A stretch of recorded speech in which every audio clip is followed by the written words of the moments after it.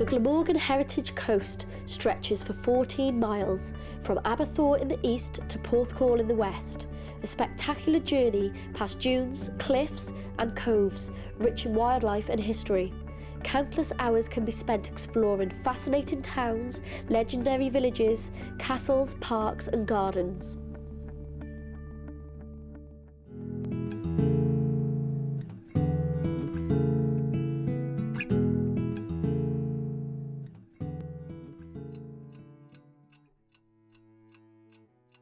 Snuggle in, dear, it's cold out there. Grandma, can you tell us a story? Yeah, about pirates! Well, what about a story about pirates when I was a little girl? Yeah!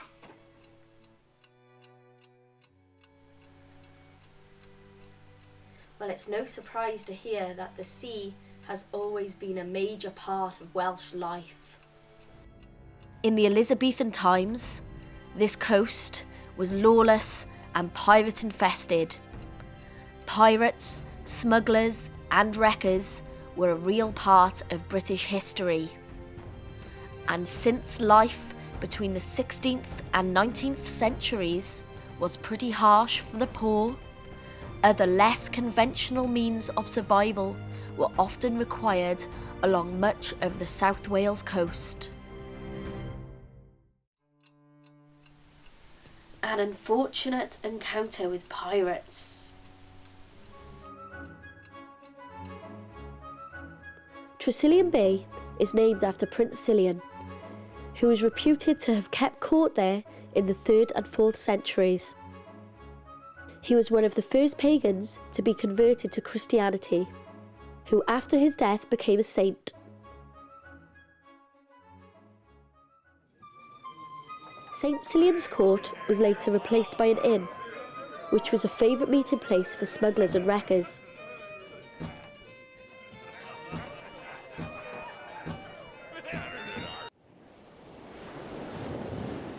At low tide, at the right-hand edge of Tresillian Bay, you will find a substantial cave.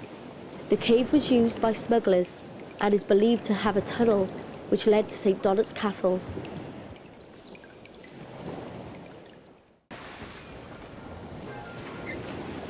In the mid-15th century, Sir Henry Stradlin, who was buried in the crypt under the chapel of St. Donat's, set sail from Somerset, his permanent residence, to visit his castle at St. Donat's.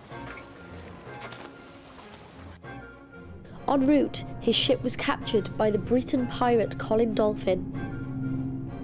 His ransom of 2,000 marks was so high that he was forced to sell his manors of Sutton and manors of Basileg, Rogiston and Tregwilym. A year or so later, he received information that the same pirate was approaching the Glamorgan coast, probably to resupply her in one of the inlets near St. Donat's.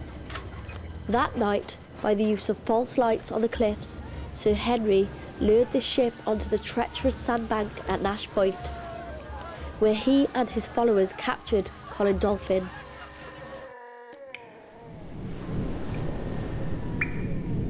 After a summary trial, for which he was afterwards severely reprimanded, the pirate was condemned to death. The method of his execution was to bury him up to his neck in the sand at the mouth of Tresillian Cave, leaving him to drown when the tide came in. He was left to watch the sea coming nearer and nearer until it eventually engulfed him. To this day, it is said that whenever a winter wind blows in from the sea, you can hear the shrill cries of fright and despair echoing through Tresillian Cave.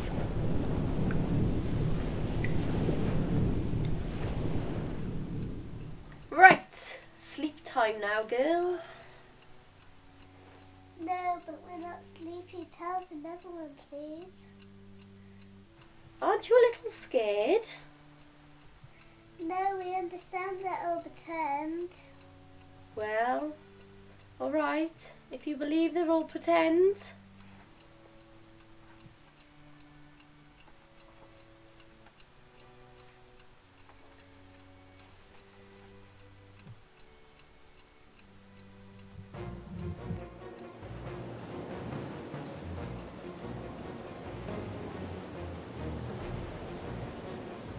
Dunraven Castle at Southerndown, now a ruin, was the home of the Vaughan family in the 17th century. The last Vaughan to live there had a son who had been at sea for many years. His father's greed led him into the evil pursuit of wrecking, enticing ships on stormy nights by the use of tying lanterns to sheep tails on the cliff top. The false lights brought the captains to believe they were at the harbour, but truly were to be brought to their doom to rocks such as the Witch's Nose on Dunraven Head. Vaughan and his helpers then plundered their rich cargoes from distant lands. On one occasion, one of his helpers, who was known as Mat of the Iron Hand, due to his hand being said to have been removed as a punishment for piracy and replaced by an iron hook, found the body of a captain of the latest wreck washed up on the beach. He was unable to remove the captain's ring, and so cut off his hand and gave it to his master, who screamed loudly as he recognised it to be the hand of his son, returning at last to his family. Vaughan sold Dunraven shortly afterwards and subsequently turned mad.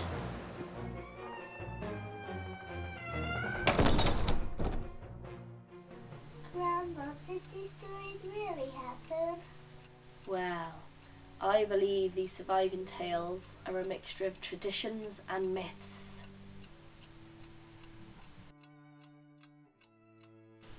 Ooh, the captain's wife.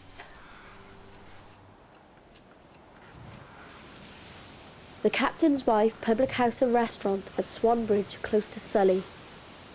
Sully House was once situated here and was lived in by a sea captain.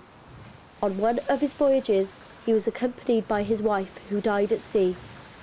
Sailors are particularly superstitious about having corpses on board, so the captain hid the body in a lead-lined box. On his return, the captain buried the box in the woods near Sully House, whilst arrangements were made to get a proper coffin and organised burial. When he returned, the box and body had disappeared. It was assumed taken by one of the crew members who thought the box contained treasure. The wife's ghost was said to roam the area seeking her resting place. However, during a recent renovation, the body of a woman was found under the flagstones in the stables. The skeleton was reburied, and the ghost of the captain's wife was never seen again.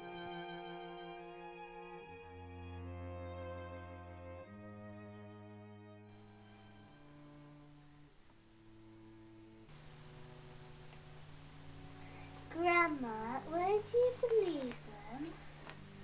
Well, there are an array of tales to be told, rediscoveries of buried secrets of the past, and unknown stories of adventure and rebellious Welsh ancestry. It's up to you to decide.